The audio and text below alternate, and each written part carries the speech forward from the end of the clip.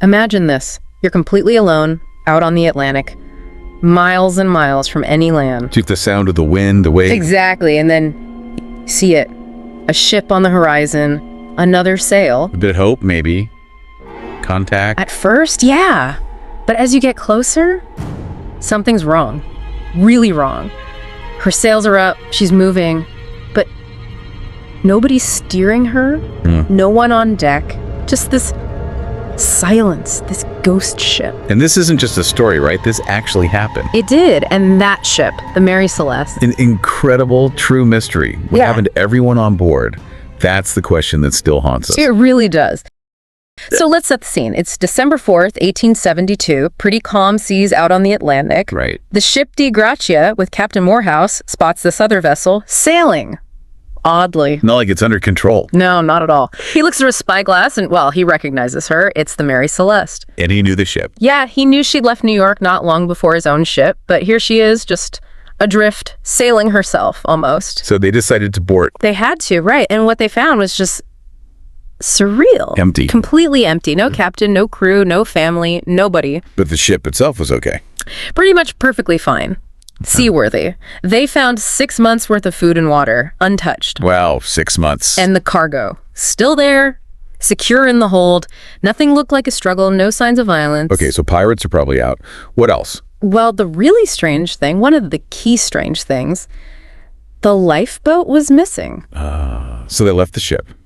Intentionally, maybe? It looks that way. But why? Why abandon a perfectly good ship full of supplies in the middle of the vast Atlantic? It doesn't make sense. It really doesn't. Usually if you find a derelict ship, there's damage, signs of a storm, a fire, something obvious. Right, you expect wreckage or at least signs of whatever disaster struck. But the Mary Celeste, nothing like that. Just gone, vanished.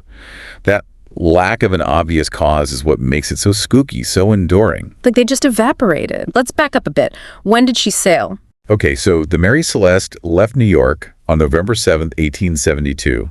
Heading for Genoa, Italy. And who was on board? You had Captain Benjamin Briggs, known as a good, experienced captain, and significantly, his wife, Sarah, was with him. Oh, wow. His wife, too. And their 2-year-old daughter, Sophia. 2-year-old out on the Atlantic crossing. Yeah.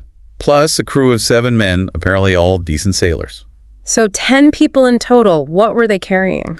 The cargo was denatured alcohol, thousands of gallons, meant for industrial use in Italy. Alcohol. Okay, that might be important later. Potentially. So the voyage starts. Reports suggest everything was fine, good weather. Everyone seemed in good spirits. Any communication after they left? Just one thing, really. Captain Briggs wrote a letter to his mother just before or as they were setting off. Sounded perfectly normal, cheerful even, said he'd write again. And that was the last word? That was it. The very last time anyone heard from anyone on the Mary Celeste. And then roughly 10 days after that letter would have been sent, the ship is found. Empty. Exactly. No distress calls picked up, no reports of major storms in that area at that time, no signs of a fight. It's like one moment it's a normal voyage, family on board, crew doing their jobs. The next, it's a ghost ship.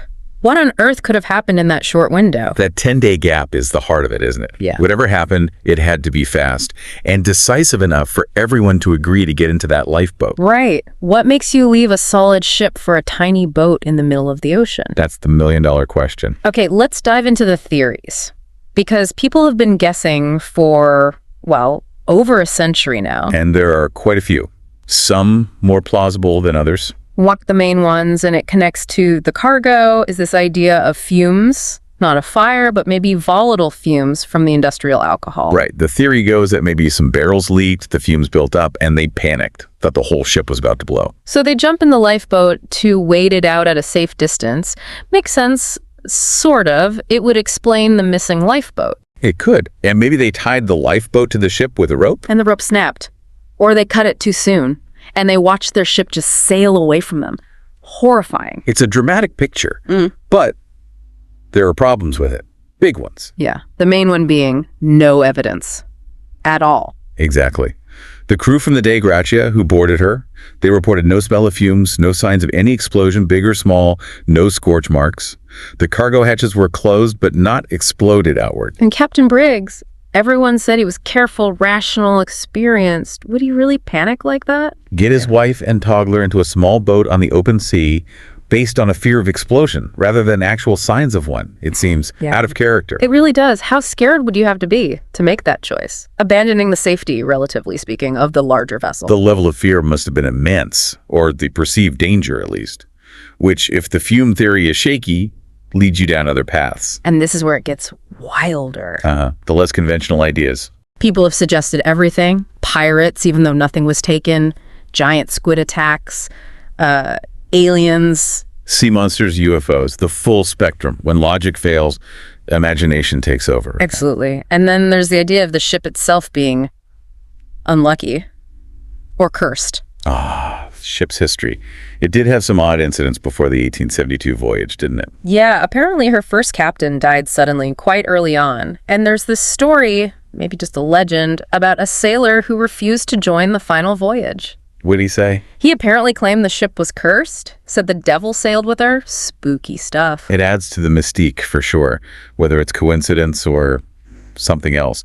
When the main theories have holes, you start to wonder about these other darker possibilities. Makes you shiver a bit, doesn't it? Especially when you think about them out there alone. Definitely. It taps into those old sea legends, the fear of the unknown out of the deep ocean. And then there's the ship's logbook, found still on board. Which should give us answers, you'd think. You would, but the last entry, it's dated November 25th. It notes their position near the Azores Islands. Okay. And what did it say about the conditions? Or any problems? Nothing. It recorded fair weather, calm seas, absolutely nothing unusual reported, just a standard log entry. November 25th. Yeah. But she was found on December 4th. That's, 9 or 10 days later? Exactly. And when the day Gracia found her, she wasn't near the Azores anymore. She was over 400 miles away. 400 miles. Drifting. With no one steering. Apparently so. 10 days of silent drifting after that last calm log entry. Wow. So whatever happened after that entry, and it happened so fast, or was so overwhelming that nobody could even scribble a final note. Seems like it.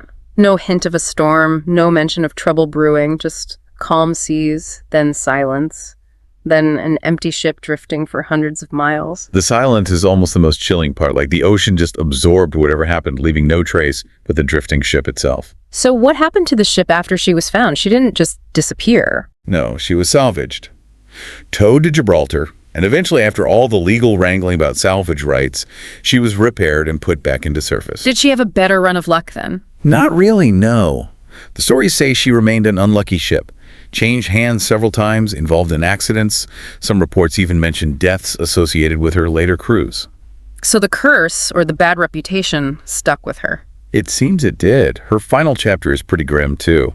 Eventually, a later owner deliberately ran her aground on a reef in Haiti. On purpose? Why? Seems it was an attempt at insurance fraud, trying to cash in on the ship's value. It didn't even work properly, apparently. A rather sad, ignoble end for such a famous vessel. Indeed. After the grounding and the failed insurance scam, she was basically just abandoned there, left to break up and rot away. The physical ship is gone. But the story, the mystery, that obviously didn't go away. Not at all. It's lasted far longer than the timbers of the ship. Why? Because we still don't know.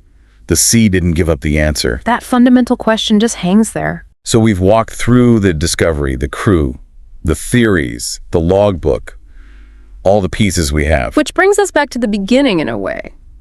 I have to ask you, listening right now, what do you think happened? Was it a tragic mistake? That fume theory, maybe? Despite the lack of evidence?